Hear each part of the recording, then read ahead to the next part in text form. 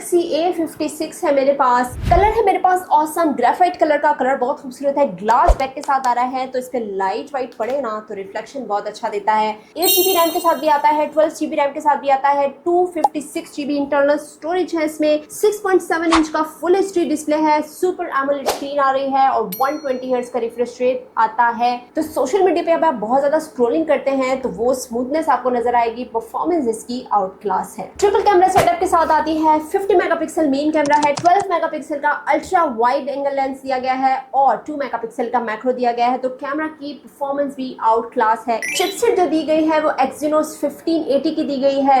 Heavy use के लिए best है। 5000 mAh की बैटरी दी गई है, 45 वॉट का फास्ट चार्ज। तो ऑल डे वॉचिंग मतलब लॉन्ग लास्टिंग बैटरी है और आप स्ट्रीमिंग करें, वीडियोस देखें, गेमिंग करें, बैटरी काफी बड़ी है।